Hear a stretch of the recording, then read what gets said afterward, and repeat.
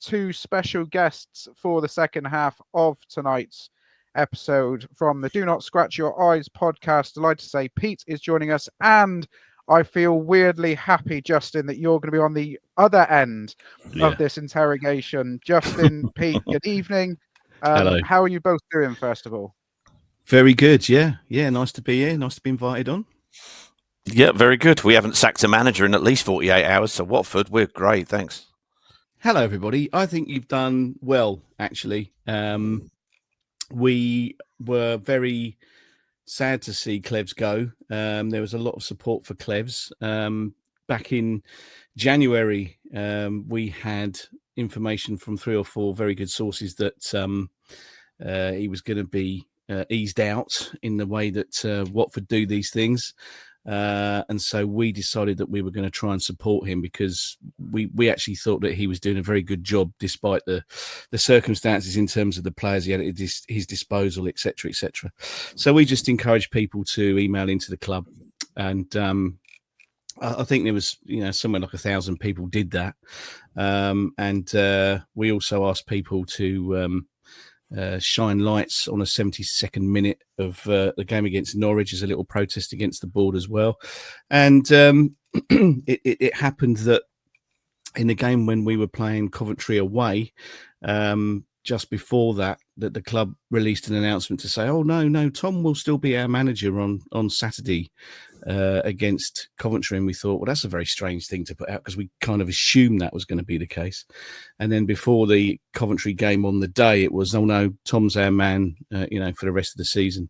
So it was all a bit odd, the comms that were going out and stuff like that.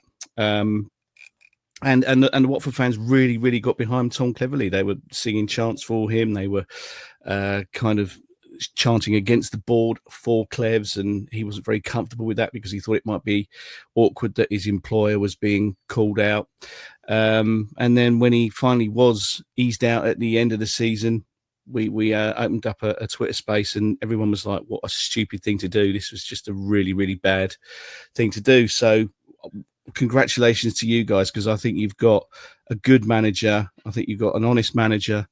And you've also got a hell of a nice guy as well. We've spoken to him a few times, interviewed him, and spoke to him personally. You can certainly nick Clevs; that's absolutely fine.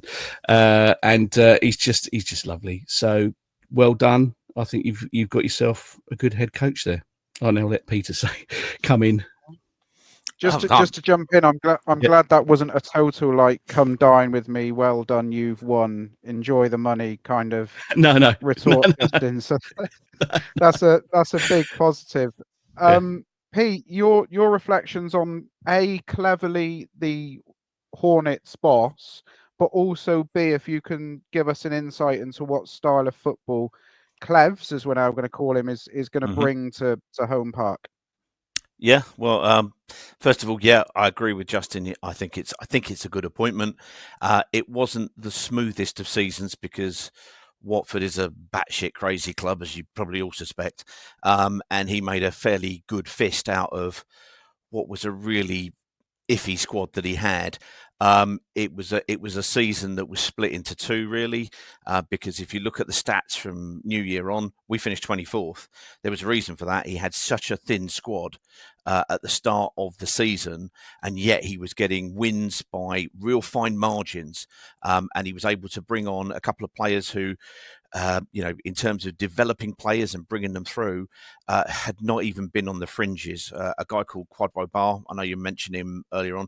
He had been pushed out on loan to Burton Albion and to Fortuna Dusseldorf for the last 2 years, kind of, rinse, repeat, forget, out of sight, out of mind. And they were trying to get shot. He kept him in, and he is now, he's now a 10 million plus player, undoubtedly, when you just need to be fit. Unfortunately, he did so well, and then he got injured, which was a shame, but there we go. So he was bringing him and a guy called Rocco Vata, who was our only signing of cash, really, who was a 200,000 signing from Celtic B. So he was playing in the Lowlands League. And those two guys were really good. And they were the ones who would come off the bench in those early season games and make a difference. They did so well that they started in games, and then in the second half of the league, we didn't have any. We had no wild cards to bring on. They had injuries, they had suspensions, there was illness to Vata as well, and so we ended up with, exactly as somebody said earlier on, Musa Sissoko playing wide right. Well, not being daft, I'm quicker than Musa Sissoko, and I'm half the size of a house. So it's kind of he just didn't have a great balanced squad. He did great stuff in the early season, and they just ran out of legs and tooth in a squad in the second half. But realistically, things he did well, and his style of play, he started in the first half of the season with 3 at the back, which he had to do because of the personnel he had. We did shift more to a 4 at the back because we were trying to accommodate a style of play. He does like to try and pass it out from the back, ideally, but we had to change goalkeeper for him to be able to do that because we had Dan Backman, who was just a bit of a nightmare. We changed to another lad, and suddenly a lot of things improved. He's brought on a whole host of players, old and young.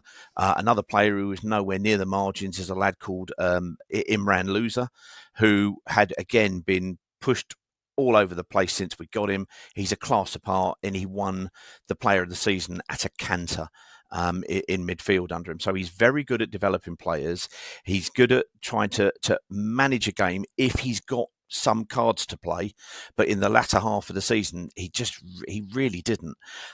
Another player who he improved greatly, and in terms of style of play and going forwards, was a lad called Georgie Chakfatadze, and he created 73 chances, but he only had about 6 assists. Because the problem that we had was scoring goals, because our forward options were somewhere between pants and rubbish all season, and that simply didn't change. So, we created some things, but couldn't hit a barn door. We had some games where there was literally one shot on goal, but yet there were lots of chances created. So you can understand where he was short. So the gentleman who said, he needs a forward and we need to bring somebody into the club. We've looked at Hardy for a couple of seasons and thought like his movement and think he could do a good job there. That would be good. And the other thing was, who's the lad? Randall. So at the end of last season, at a club event, and Tom Cleverley talked about Adam Randall as a player he really likes. So he's obviously knows Plymouth. My apologies, Argyle. In order to have that kind of level of understanding, when he was asked about what players in the Championship he liked, he named Chet Randall. So I imagine he'll be trying to get him to sign on again. Well, fingers crossed, because we've spent a day today having to look at our PAFC hashtag on X and seeing Randall being linked to Swansea City. So fingers crossed. First job Clevs does this evening is get on the phone to young Adam and try and convince him to stay with all those kind words. I mean, you say there about the drop off in the second half of the season and the thin squad that was at his disposal. Am I right in saying, and my research wasn't as in-depth as I wanted it to be honest, 33 individual players made appearances in the Championship last season? I understand there will obviously be a couple of youngsters who made just substitute appearances in there, but would that be right? And did that indicate some form of an injury? Was there some sort of injury issue halfway through the year, or? Yes. Well, at one point we had like one fit midfielder. Other times we had... when you're playing with Edo Kayembe as a number 10, he can be a number 10, but is it what he really is? I'm not sure. And we were playing with Chakfatadze, who go wide left rather than that, and you'd have Sissoko playing. It was make, do and mend a lot of the time. But he still managed to find little nuggets in there who played well. There were some players who did sort of go backwards a little bit. Ryan Andrews, who had a breakout season the season before, probably hasn't pushed on to what we hoped he was going to do. I won't even bother talking about the forward line, because other than young Doumbia, who came in at from about February onwards, because we had literally 2 forwards at the entire club, and one of those was, well, one, it was Bio, which is bad enough. Secondly, he was then suspended for 3 games, which is probably an improvement for Bio, in fairness. Doumbia did well, but he's a 19-year-old Malian who's trying to kind of there's enough he's trying to get to grips with the language, the culture, suddenly playing with his back to goal, because he was never doing that. He came on and embarrassed him. If we'd have had a decent forward worth his salt, it would have been an interesting season, definitely. But yeah, he had to play a number of players, but some of those were going down into the depths of the squad, which wasn't very good, because we'd gone down. This would be the smallest violin in the world time, obviously. But having come out of the Prem, because the fall off of the parachute money, we've had to really curtail the wage bill, and we were down at around something like 16, 17 million, which for us was halving the budget. Well, he basically had a higher finish with one more point than the previous year on twice the budget, and he managed to do that. The reason why the club looked at it oddly is because the owner, Clevs, was never really his appointment. He'd been taken a level of disinterest, so to speak, and left it to the chairman to do. But they historically might kind of have a disagreement, and no, I'll put my bloke in for a bit now. So he kind of ended up on that with such a low wage bill in comparison to what he had, bearing in mind how much other players are taking up on it. Only 4 players in that entire squad cost cash. So it was very, very, very small indeed when you look at it and consider the actual spend on it. I think Loser was about 8 million, Chak Fatadze was about 2 million. It was very, very small in terms of substantial transfer fees paid out. So hearing that you're going to have, I imagine, a kind of top 6 budget, which I think was mentioned earlier on, that would be pretty reasonable. It's all excellent to hear, isn't it, Sam? I'll come back to you in a minute, but we'll try and eke out as much as we can off Justin and Pete tonight, try and ingrain our Cleverley knowledge. Justin, this was obviously Clevs' first job in management, and I don't imagine he was faultless through his time at Vicarage Road, despite being such a good bloke and all that came with that. What are the key things he needs to take away from Vicarage Road to now come into Home Park, a job that is going to have a fair level of expectation this season on finishing, as mentioned, in the top 6, even the top 2? What's he going to have learned from his time at Watford to make him the manager who can get Argyle back to the Championship at the first time of asking? I think some of his game management is lacking at times.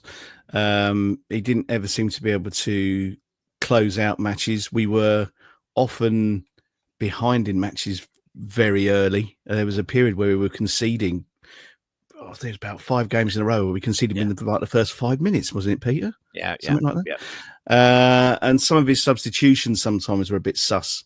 You're in a game and you're maybe winning 1-0 or 2-0, and he'll make substitutions that are defensive, and some of his frustrating substitutions is something he needs to iron out of his management. But if you look at the record, we had a home record for 11 months where we weren't beaten at home under him, which is massively impressive. I think we're only a couple away from actually beating our previous record, and unfortunately we fell down.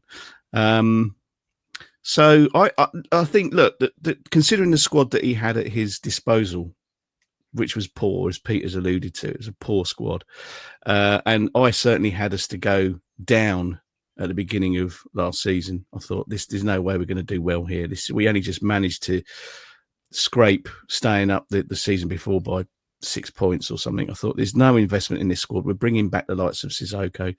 We're just not going to do well here. The fact that he managed a mid-table finish, and although the second half of the season, as Peter said, was poor, the first 5 games we won convincingly. We thought, oh, hello, this is good. This is going to be going up automatically. Obviously that wasn't going to happen, but I think there's just little things he may need to iron out of his game, would be the substitutions. And the other thing I think as a head coach is, to start with, he was very he called games as he saw them in post-match conferences. If it was bad, he'd say it was bad, why it was bad, where it needed improving. Second half of the season, after his little scare that he might be out of a job, that tended to change a bit, and it wasn't quite as honest and straightforward in the scrape how the other half live. I know. He does need to perhaps be a little bit more honest and straightforward in his post matches. But listen, we were all really, I'm telling you now, there was love for this guy as a head coach that there probably hasn't been for other coaches under the Pozzo regime. Maybe Grazia. But, you know, we were all fully behind Clevs, and we were all absolutely gutted when he got sacked. So, you know, I think that probably says it all. Absolutely. Obviously, there's every chance in the League Cup first round we might draw each other, and there can be a lovely reunion. That happened last season, didn't it? We played you last season. It did.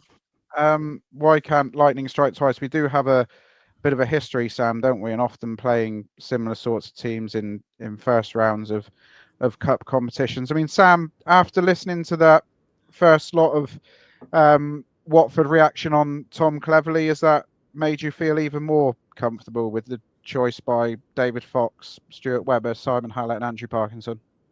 Yeah, absolutely. Thank you, Justin and Pete, for the great answers. I think, Pete, you gave me a good run for my money with longest monologue, but it was all fantastic listening. It was all very good insight, and thank you for it.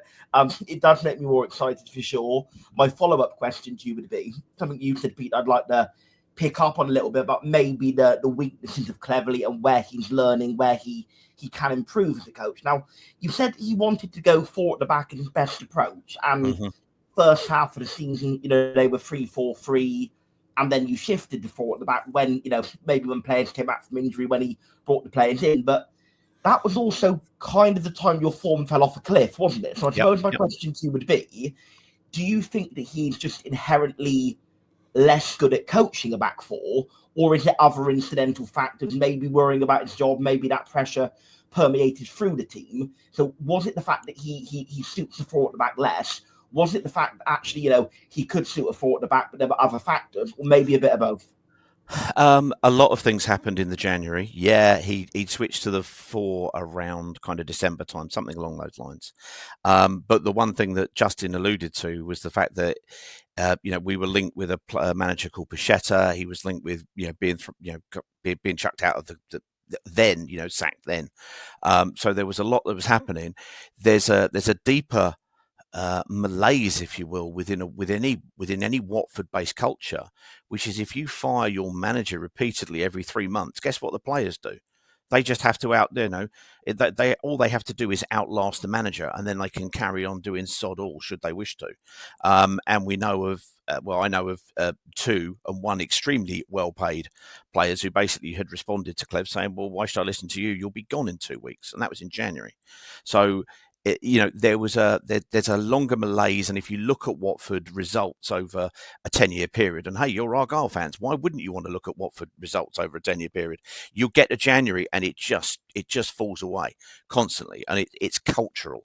So he's got to deal with that. He's got to deal with the fact that he's got a batshit owner who's dealing. But yes, the change was fundamentally down to you know, yes, his preference as to how to play, which he likes to play a 4-2-3-1, and it was to try to accommodate the 3 players that I really mentioned. We hadn't got a forward really to speak of, but we got a second line in that 4-2-3-1 of Rocco Vata, Quadro Bar, and Chak Fatadza. And that's bloody good for the Championship. That's more than good for the Championship. And therefore, he was trying to accommodate them in that particular formation. What we previously played was a 3-4-2-1 or a 3-4-3, depending on which way you'd like to play it. We didn't really play wingers. We played Chak Fatadza and AN Other in behind the forward, and then we get kind of a little bit of a width elsewhere, which worked really well. It wasn't the greatest to watch, but it got us over the line in those particular games.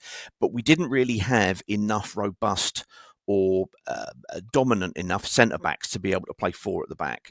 We made that change. We had a few injuries during that time, and we certainly improved our ability to play out from the back as a 4, but we just kind of we just dried up front we still kind of conceded the same number of goals. We just basically stopped scoring them at the other end as those two injuries occurred. That meant that we were really pretty single-threaded.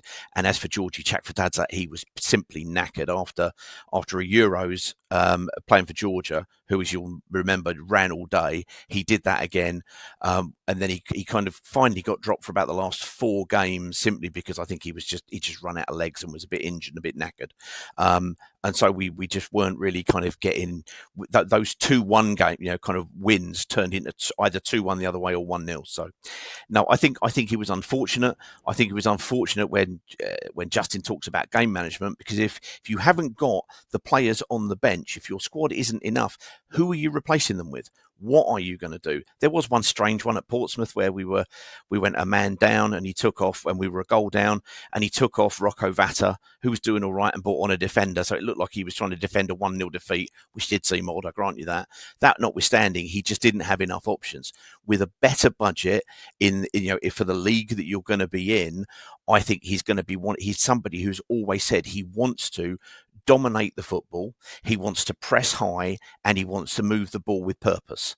And I think you'll struggle to find many supporters anywhere who go, "Oh, I quite like the sound of that." I think most people would take that all day and twice on Sunday. So, no, I think he's good. I think he's a victim of circumstances and the fact that, as I say, we are the exploding clown's car of football on occasions.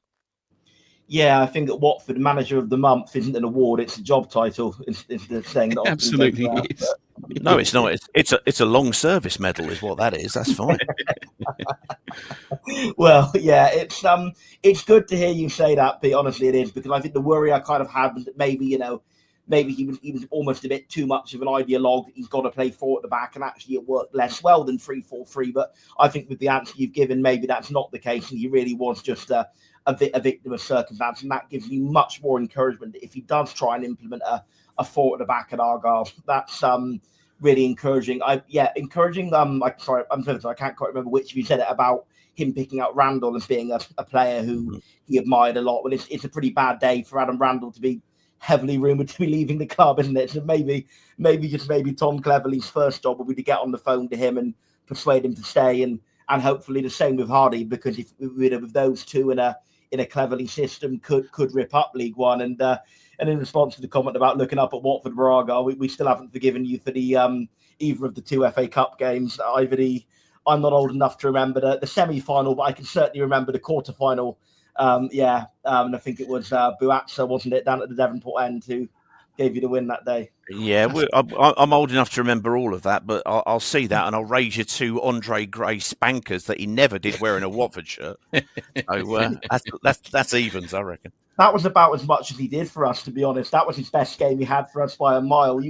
You could see there was some real bit touches of quality in there, but he just couldn't move. He wasn't fit, and just that one game, for whatever reason, is the one where he really turned it on and got us a point that we didn't deserve at all.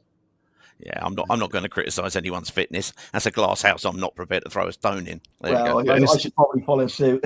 It was more than he did for us in the time he was with us. £18 million we paid for him, and he was on a hell of a wage. And yeah, he's gone down as one of our worst ever signings, Andre Gray. So that hurt, that one. That was very painful. I can remember your pain, Justin, when I came on your TalkSport show just a matter of days after that, and had to try and play that one down a little bit. Yes, thank you. One question, you're welcome. One question that is a recurring theme, shall I say, through our comment section tonight is around Tom's backroom staff. And obviously, at the moment, it's a delicate situation at Argyle because we still have Miron Muslic's backroom staff officially contracted to the club. There's whispers going around that maybe Schalke have made an approach for their services. We don't know whether that's actually true. We don't know whether they're going to be hanging around, whether Tom needs to have a conversation with them, whether or not things are tying up with Schalke or something else. They might have different opportunities, but as mentioned by Nick in the first half of the show, it's something we have to be deeply respectful of because both guys officially are contracted to Plymouth Argyle, so they're still in the job. But just in terms of Tom's backroom staff, did they all follow him out the door? If our 2 members of staff from Muslic's team are leaving, are they Are they all available to follow suit down to home parks? We know that Damon Lathrope has obviously got connections in this area with his time at Plainmoor and Torquay. Yeah, I think they did have a bit of a clear out, didn't they, Peter? So Damon has gone. Who else was on his backroom staff, though? I mean, Robbo went a while ago, didn't he? Paul Robinson. Yeah, but because we went an entire season without firing a manager, needless to say, the owner had to have the methadone of firing assistant managers, once every 2 weeks just to get over it. So, yeah, we went through about 4 assistant managers. So, yeah, Tom's got a plethora to choose from. Damon Lathrope would be the number one to go and pick in from. Did great work at the academy, did fantastic work whilst he was at the academy also with the women's team. For some people, they'll think that's small beer, but he did a fantastic job there, jumped across and has done excellent work. And as you say, he's got local connections, having had, I think it was 2 stints at Torquay, but I'm sure you'll just have to forgive him for that. Anybody else? There was a guy called Zigor Andrade, but he left as well. But he was just brought in, I think, on the basis that he was Spanish, and the owner wanted a Spaniard involved, literally twice. Another one went Paul Robinson. I doubt it, because he's kind of based up in the Midlands, and I think it was getting to Watford was a problem for him. So I imagine that you'll probably see Damon Lathrope. But the thing with Tom is that he is so well connected within the game, and he is so genuinely well, liked and considered. You'll have no shortage of options from his time knocking around the upper echelons of the game, coming in to help. But I would suggest that having spoken to him a number of times, Damon Lathrope would be a great name an addition to have in to assist him. In terms of forgiving him for his time at Torquay, we absolutely don't have to do that. We're on a decent relationship with our friends on the Riviera. We don't mind people turning out in the yellow of Torquay. It's more the other lot that have the big issue. And obviously Caleb Watts has seen sense. For those of you just joining us, we will be covering everything that's gone on transfer wise, potential leavings, backroom staff, all of that, all the shenanigans, and the TST tournament that Argyle played in next Sunday. So do join us for that one. One other question for both of you then, unless Sam's got anything left, and then we'll leave you guys to your Friday evenings, because we've got a couple of pointed Argyle generic questions to come. Are you surprised it's Argyle for Klebs' next job? Are you surprised it's in League One? What's your general thoughts? Where did you think his career was going to take him after Vicarage Road? I'm not surprised. I think it's a good appointment. I think it's perfect. I was more concerned he was going to go to QPR, because they're kind of rivals-ish, and to see him face us next season with QPR would have hurt. But no, I'm not surprised he came to you. I think it makes sense, actually. He's basically been working at the footballing equivalent of Alton Towers. So to go to a club that is, as you described it earlier on, a one city club, it's a stable club from the outside looking in. I'm sure there is any number of mental things going on that you all know about that we don't, but it seems as a stable club, somebody who looks to try to support the manager. It's got home park is worth an extra point a game half the time for you guys. So, I think that's all stuff that he would look at and build on. I think it's a good fit rather than a surprise appointment, because QPR, you can go to clubs in the Championship and you go, okay, QPR, oh Christ, I mean, sometimes they make us look normal.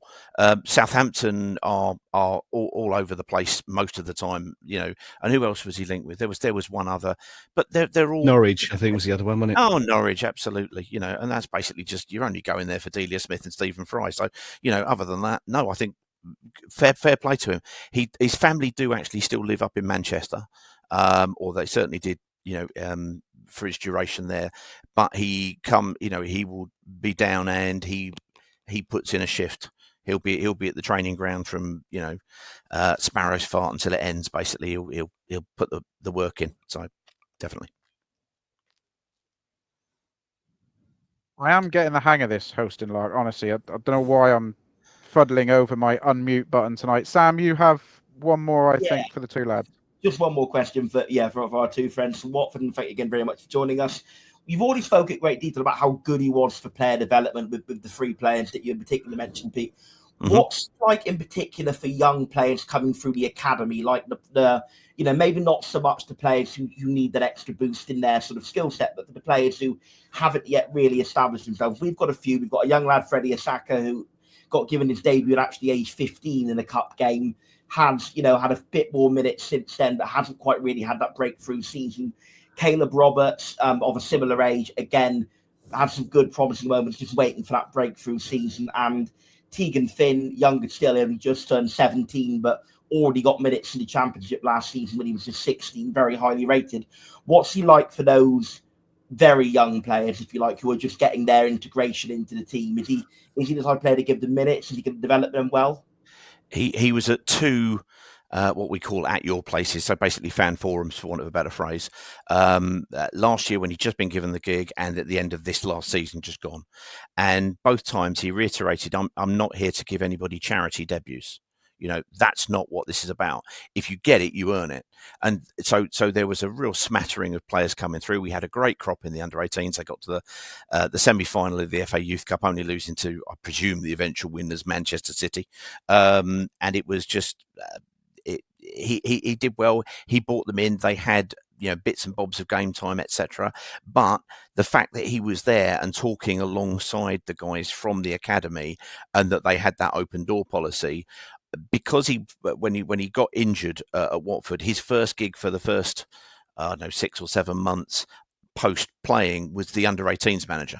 So he has an appreciation and an understanding of the development of players, and he calls it out as one of his absolute passions. So he will do that. What happened with our under-18s, which would be interesting to see whether or not you do anything like this as an idea brought forward, because we're just as keen, to shout he's one of our own as you are as well. What they would do was they would identify a group of 6 players from the development side who would, for a set period, come over and train with the first team. So they got exposure to it on a regular time, and then they might jump back, and then they might go out on loan, or they might what have you. But they were identified as effectively kind of high potential. But in the meantime, when they went out, somebody else might come across. We also had a lot of times where, a lot of youngsters on the bench. We would have liked to have seen him use them more towards the end of the season, but you know what the Championship's like when you're sitting there in mid-table and you're thinking, we had a dreadful second half of the season. We were still within knock-ins in the last 3 to 4 games maybe of stumbling into the playoffs, because absolutely nobody was prepared to actually kind of dominate the league up, higher up. So he couldn't just throw them in just for the sake of it, but there was enough that got the chance. He'd be committed to it, and I think that idea of that high performance squad coming in and working with the first team is a real good one. The youth team and the youth development guys couldn't speak highly enough of him as a manager. That makes total sense, guys, and I'm just glad you guys are both so happy with him, so happy for him. And I'm sure, like you said earlier, I'm sure you'll be wishing us well this season. And been an absolute pleasure to have you on. I don't know if Joe, I think you said that was all your questions. I don't know if you've any more from the starred comments at all. No, I think we've covered the majority of them, because the majority of them coming through were all about backroom staff. And the tongue-in-cheek question is there anybody in the Watford squad that will do a job in League One that might be suited to Clev's football? Preferably not Musa Sissoko, because I imagine he's on an astronomical wage. But please take him. Please take him. Someone take him. That's a good question. That's a very good question. I can't think of anyone off the top. Take him. Just take Sissoko or Vacuum Bio, please. I know he's gone back to Udinese. No, I can't think of anyone. Can you, Peter? There's probably a number of players who could potentially do that. Some that immediately fly would be Jack Greaves, who went and spent the entire season up with Ross County in Scotland, who's a really good bustling little kind of forward come midfielder, who, if he didn't get a chance, I think that would be good. And that would I mean there's a whole number. You could say people like James Morris, who's who falls in that sort of not going to be a starter, but he's a really good contingency squad player. And I think they're looking at him going out on loan probably to Leyton Orient at the moment. So he might be one because he's just so, he's a Swiss Army knife of a player. So yeah, no, there's a number of players. I do apologise. I was veering towards the Fanta and Nachos question in the chat there, which was obviously, Clevs is a big fan of both, clearly. Yeah, that's a Miron Muslic thing, that, unfortunately. So we won't be mentioning the old Fanta and Nachos thing around here too often. Just before you go, just to give you a little update from Chris Errington, the Plymouth Live journalist, who in his story breaking the news tonight, going back to the backroom staff question, did include in his article, Plymouth Live understands that Cleverley will bring in his own backroom staff to Argyle, with Adin Osman Basic and Eddie Lattimore set to depart. They were both brought in to Home Park by Muslic earlier this year. Set piece coach Hubert Auer, has also come to the end of his short-term contract with the club. So I think potentially then this time next week we may well be discussing Damon Lathrope's return to Devon as part of Clevs' backroom team. So that's certainly something that we will keep an eye on. Gents, Justin, Pete, thank you very much for joining us over the last 40 minutes or so. It's been really great to get your insight. Wish you all the best for the season. Hopefully you manage to find a manager who's going to last more than 12 months. I can't imagine that. I can't imagine the torment that Watford fans go through with managerial changes. I mean, we're having to deal with our fourth in 18 months, and that's so out of character for amateurs. Our club, Absolute amateurs. 12 months, that's crazy talk. No, ridiculous. No, just go and...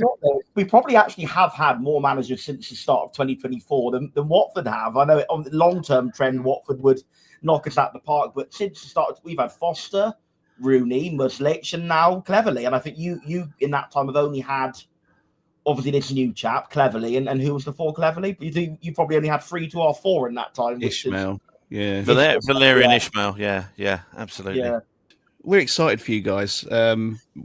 Honestly, I think you've done well there, and we're going to obviously keep an eye how he gets on this end. And yeah, good luck, and I hope he works out well for you.